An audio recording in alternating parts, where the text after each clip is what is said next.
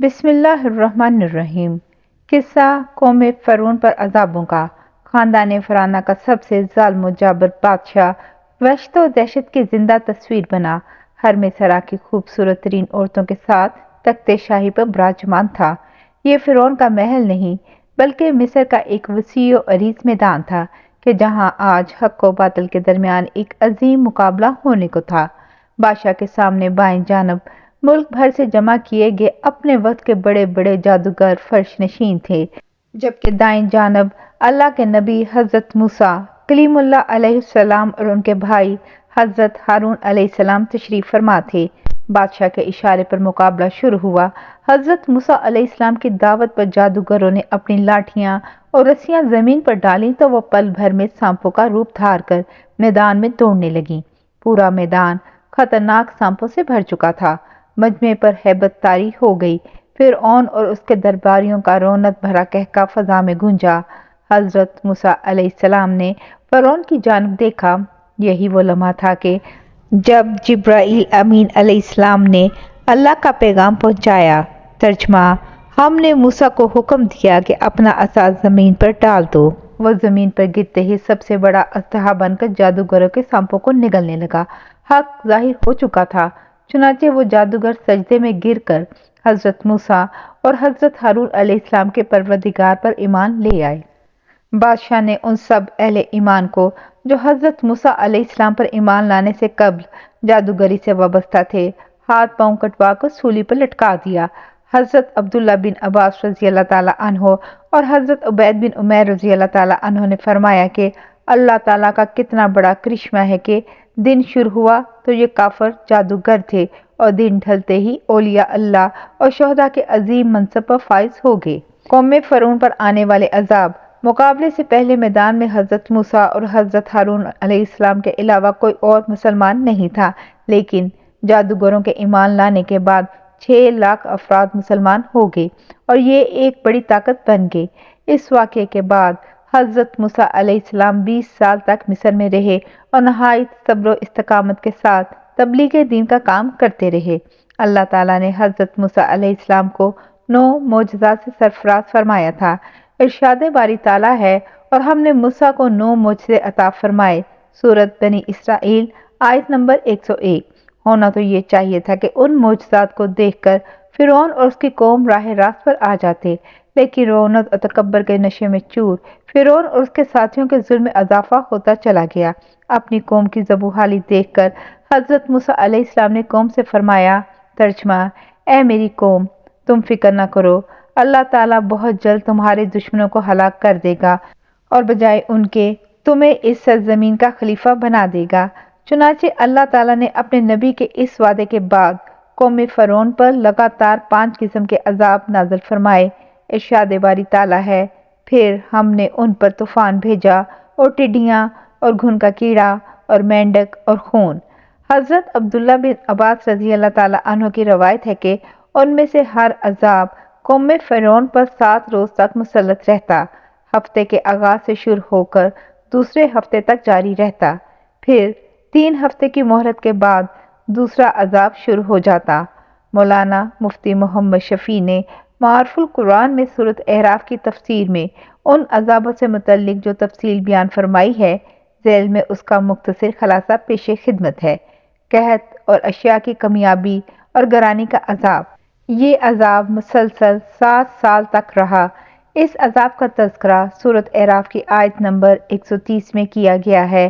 حضرت عبداللہ بن عباس رضی اللہ تعالیٰ عنہ اور حضرت قتادہ رضی اللہ تعالیٰ عنہ نے فرمایا کہ قحط اور خشک سالی کا عذاب تو گاؤں والوں کے لیے تھا اور پھلوں کی کمی شہر والوں کے لیے، کیونکہ عموماً دیہات میں غلے کی پیداوار زیادہ ہوتی ہے اور شہروں میں پھلوں کے باغات زیادہ ہوتے ہیں، لہذا نہ غلے کے کھیت باقی رہے اور نہ پھلوں کے باغات۔ عذاب کے اس ابتدائی جھٹکے سے پریشان ہو کر انہوں نے حضرت موسیٰ علیہ السلام سے دعا کروائی۔ دعا قبول ہونے کے بعد جب قحط رفع ہو گیا تو پھر دوبارہ اپنی سرکشی میں مبتلا ہو گئے اور کہنے لگے کہ یہ قحط تو موسیٰ علیہ السلام اور ان کے ساتھیوں کی نحوست کے سبب آیا تھا، جس کے بعد اللہ تعالیٰ نے ان پر سخت ترین عذاب کا فیصلہ کر لیا۔ طوفان کا عذاب۔ حضرت عبداللہ بن عباس رضی اللہ تعالیٰ عنہ فرماتے ہیں کہ جب قحط کا عذاب ٹل گیا تو قوم فرعون نے پھر کفر و شرک اور نافرمانی شروع کر دی۔ چنانچہ حضرت موسیٰ علیہ السلام نے دعا کی، اے میرے پروردگار، یہ سرکش لوگ اپنے معاہدے سے پھر گئے ہیں، اب ان پر ایسا دردناک عذاب نازل فرما جو ہماری قوم کے لیے واعظ اور آنے والوں کے لیے باعث عبرت ہو۔ اس مرتبہ اللہ نے ان پر شدید طوفان باد و بارہ کا عذاب نازل فرمایا۔ اس خوفناک طوفان سے قوم فرعون کے گھر بار اور کھیت کھلیان تباہ و برباد ہو گئے، جبکہ حضرت موسیٰ علیہ السلام کی قوم کے مکانات اور زمینیں محفوظ رہیں۔ اس طوفان سے گھبرا کر وہ لوگ حضرت موسیٰ علیہ السلام کی خدمت میں حاضر ہوئے اور التجا کی، اے موسیٰ، آپ اپنے پروردگار سے دعا کیجیے کہ یہ عذاب ہم سے دور فرما دے۔ ہم وعدہ کرتے ہیں کہ ہم ایمان بھی لے آئیں گے اور آپ کی قوم بنی اسرائیل پر لگائی گئی سب پابندیاں بھی ختم کر دیں گے۔ حضرت موسیٰ علیہ السلام نے دعا فرمائی تو اللہ تعالیٰ نے عذاب ٹال دیا اور ان کے کھیت کھلیان کو پہلے سے زیادہ ہرا بھرا کر دیا۔ یہ دیکھ کر قوم فرعون نے کہنا شروع کر دیا کہ یہ کوئی عذاب نہیں تھا، بلکہ سیلاب کی شکل میں یہ موسلادھار بارشیں تو ہمارے فائدے کے لیے تھیں، جن کی وجہ سے ہماری زمینوں پر پیداوار میں کئی گنا اضافہ ہو گیا ہے۔ اس طرح ایک بار پھر انہوں نے حضرت موسیٰ علیہ السلام سے کیے گئے عہد و پیمان کو نظر انداز کر دیا اور کفر و سرکشی کی روش پر قائم رہے۔ ٹڈیوں کا عذاب، قرآن کریم نے اسے الجراد کے نام سے پکارا ہے۔ جراد ٹڈی کو کہتے ہیں۔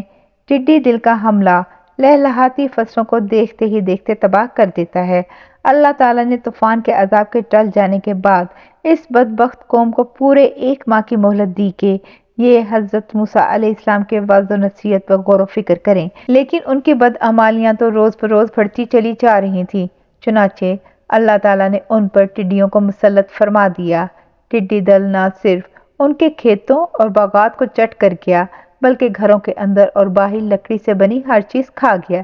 اس عذاب کے وقت حضرت موسیٰ علیہ السلام کا معجزہ ایک بار پھر سامنے تھا کہ اس ٹڈی دل نے نہ صرف قبطیوں یعنی قوم فرعون کو تباہ و برباد کیا، جبکہ قوم موسیٰ علیہ السلام یعنی بنی اسرائیل کے مکانات، کھیت کھلیان اور باغات بالکل محفوظ رہے۔ قبطی روتے پیٹتے حضرت موسیٰ علیہ السلام کے پاس آئے اور التجا کی، آپ اپنے رب سے دعا فرمائیں کہ وہ یہ عذاب واپس لے لیں۔ ہم پختہ وعدہ کرتے ہیں کہ ہم ایمان بھی لے آئیں گے اور بنی اسرائیل کو آزاد بھی کر دیں گے۔ حضرت موسیٰ علیہ السلام نے دعا فرمائی اور عذاب ٹل گیا۔ اللہ تعالیٰ نے انہیں پھر 1 ماہ کی مہلت دی کہ وہ غور و فکر کر لیں، لیکن وہ لوگ اپنی پرانی روش پر ہی قائم رہے، ایمان لائے اور نہ ہی بنی اسرائیل کو آزاد کیا۔ کیڑے مکوڑوں کا عذاب، قرآن کریم میں کمل کے نام کا ذکر کیا گیا ہے۔ کمل بالوں اور کپڑوں میں پیدا ہونے والی جوں اور گھن کے کیڑے کو بھی کہتے ہیں۔ کمل کا یہ عذاب ممکن ہے کہ دونوں قسم کے کیڑوں پر مشتمل ہو، چونکہ اس گھن نے ان کے گلے کا وہ حال کر دیا کہ 10 سیر گھیوں پیستے تو اس میں سے 3 سیر آٹا بھی نہ نکلتا، جبکہ جوؤں کی کثیر تعداد ان کے بال، پلکیں اور بھویں تک چٹ کر گئیں۔ اس سنگین صورتحال سے قوم فرعون ایک بار پھر بلبلا اٹھی اور حضرت موسیٰ علیہ السلام سے فریاد کی کہ اب کی مرتبہ ہم ہرگز وعدے سے نہیں پھریں گے، آپ دعا فرما دیں۔ لہٰذا حضرت موسیٰ علیہ السلام کی دعا سے یہ عذاب بھی ٹل گیا، مگر یہ قوم تو کفر و ضلالت میں غرق تھی، عافیت ملتے ہی اپنی پرانی ڈگر پر گامزن ہو جاتی۔ اس بار بھی 1 ماہ کی دی گئی مدت گزر گئی، مگر انہیں نہ تو اپنے وعدوں کا پاس تھا، نہ ہی حضرت موسیٰ علیہ السلام کے وعظ و نصیحت کا ان پر کوئی اثر ہوا۔ چنانچہ مدت مہلت گزرنے کے بعد اللہ تعالیٰ نے ان پر ایک اور عذاب مسلط فرما دیا، مینڈک کا عذاب۔ قرآن کریم میں الزوادہ کا لفظ استعمال ہوا ہے جس کے معنی مینڈک کے ہیں۔ اس عذاب کی نوعیت یہ تھی کہ ان کے گھروں میں اس قدر کثرت سے مینڈک پیدا ہو گئے کہ وہ جہاں بیٹھتے مینڈکوں کا جم غفیر لگ جاتا، سونے کے لیے لیٹتے تو ان کا پورا جسم مینڈکوں سے ڈھک جاتا، یہاں تک کہ کھانے پینے کی اشیاء سمیت ہر چیز اور ہر جگہ لاکھوں کی تعداد میں موجود مینڈکوں نے ان کی زندگیاں اجیرن کر دیں۔ چنانچہ اس عذاب سے عاجز آ کر ایک بار پھر روتے پیٹتے حضرت موسیٰ علیہ السلام کے پاس جا پہنچے۔ آپ کو ان کی حالت زار پر رحم آ گیا۔ چنانچہ ایک بار پھر وعدے وعید ہوئے اور حضرت موسیٰ علیہ السلام کی دعا سے عذاب رفع ہو گیا، مگر اس عذاب سے نجات پا کر وہ پھر اپنی ہٹ دھرمی پر اتر آئے اور کہنے لگے کہ اب تو ہمیں اور بھی یقین ہو گیا ہے کہ موسیٰ نعوذ باللہ بہت بڑے جادوگر ہیں۔ اللہ تعالیٰ نے انہیں 1 ماہ کی مہلت دی، لیکن انہوں نے تو راہ راست پر نہ آنے کی قسم کھا رکھی تھی۔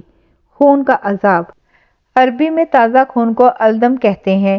اس عذاب کی نوعیت یہ تھی کہ ان کی ہر چیز سے تازہ خون ابل پڑتا، جو چیز بھی رکھتے وہ خون بن جاتی۔ چونکہ بنی اسرائیل کے تمام افراد ان تمام عذابوں سے محفوظ تھے، لہٰذا قوم فرعون نے بنی اسرائیل کے لوگوں سے پانی مانگا تو انہوں نے دے دیا، لیکن وہ جب قبطیوں کے ہاتھ میں گیا تو خون بن گیا۔ ایک ہی دسترخوان پر بیٹھ کر قبطی اور بنی اسرائیل کھانا کھاتے تو اسرائیلی کا لقمہ تو اپنی اصل حالت میں ہوتا، جبکہ قبطی کا لقمہ اور پانی خون بن جاتا۔ بالآخر پھر وعدے ہوئے، دعا کی گئی، عذاب پھر ٹل گیا، مگر وہ گمراہی پر ہی قائم رہے۔ قرآن کریم نے انہیں بڑے عادی مجرم قرار دیا ہے۔ وبائی امراض کا عذاب، اس مرتبہ ان لوگوں پر طاعون کی وبا مسلط کر دی گئی جس میں ان کے 70,000 افراد لقمہ اجل بنے۔ تاہم حضرت موسیٰ علیہ السلام کی دعا سے یہ عذاب بھی رفع ہو گیا، لیکن اتنی آزمائشوں اور مسلسل وعدوں کے باوجود یہ ربوبیت فرعون پر قائم رہے اور مسلسل عیش شکنی کرتے رہے۔ ہر گزرتے وقت کے ساتھ فرعون کے تکبر، غیظ و غضب اور ظلم و ستم میں اضافہ ہوتا چلا جا رہا تھا، لہٰذا رب ذوالجلال نے ان کی دراز رسی کو کھینچنے کا فیصلہ کر لیا۔ حضرت موسیٰ علیہ السلام کو حکم دیا کہ میرے بندوں کو لے کر راتوں رات نکل جاؤ۔ سورۃ طٰہٰ آیت 77۔ علامہ طبری بیان کرتے ہیں کہ اس حکم کے بعد حضرت موسیٰ علیہ السلام مرد اور عورتوں اور بچوں سمیت 6,30,000 سوار اور 20,000 پیادے لے کر 9 محرم بروز ہفتہ غروب آفتاب کے بعد مصر سے دریائے کلزم کی جانب روانہ ہوئے، اور فرعون ہمیشہ کے لیے عبرت کا نشان بن گیا۔ فرعون جدید ہتھیاروں سے لیس اور 7 لاکھ سے زائد سواروں کے ساتھ ان کے پیچھے روانہ ہوا۔ بنی اسرائیل کے پیچھے فرعون کی سپاہ کا ایک سیلاب اور آگے بھری موجیں تھیں۔ پھر جب دونوں جماعتوں نے ایک دوسرے کو دیکھا تو حضرت موسیٰ کے ساتھیوں نے کہا ہم تو پکڑے گئے۔ حضرت موسیٰ علیہ السلام نے کہا ہرگز نہیں، میرا رب میرے ساتھ ہے، وہ مجھے راہ بتائے گا۔ ہم نے موسیٰ کی طرف وحی بھیجی کہ دریا پر اپنی لاٹھی مارو۔ سورۃ الشعراء۔ چنانچہ دریا پر لاٹھی مارنے سے 12 خشک راستے نکل آئے۔ بنی اسرائیل کے 12 قبیلے ان میں سے گزر گئے۔ یہ منظر دیکھ کر خوفزدہ فرعون نے بھی اپنا گھوڑا دریا میں ڈالا اور لشکر کو پیچھے آنے کا حکم دیا۔ فرعون اور اس کا لشکر جب بیچ دریا میں پہنچا تو اللہ تعالیٰ نے دریا کو روانی کا حکم دے دیا۔ دریا کے سب راستے آپس میں مل گئے۔ فرعون جب ڈوبنے لگا تو پکار اٹھا، میں ایمان لایا موسیٰ اور ہارون علیہ السلام کے رب پر، اس کے سوا کوئی معبود نہیں، اور میں فرما برداروں میں سے ہوں۔ جواب ملا کہ اب ایمان لاتا ہے، حالانکہ تو پہلے نافرمانی کرتا رہا اور مفسد بنا رہا، تو آج ہم تیری لاش کو پانی سے نکال لیں گے تاکہ تو ان کے لیے نشان عبرت ہو جو تیرے بعد ہیں، اور بہت سے لوگ ہماری نشانیوں سے بے خبر ہیں۔ سورۃ یونس۔ آج بھی فرعون کی حنوط شدہ لاش عبرت کا نشان بنی مصر کے عجائب خانے میں محفوظ ہے۔ قوم فرعون پر نازل کیے گئے یہ عذاب امت مسلمہ کے لیے نہ صرف باعث عبرت ہیں بلکہ غور و فکر کی دعوت بھی دیتے ہیں۔ جزاک اللہ خیر۔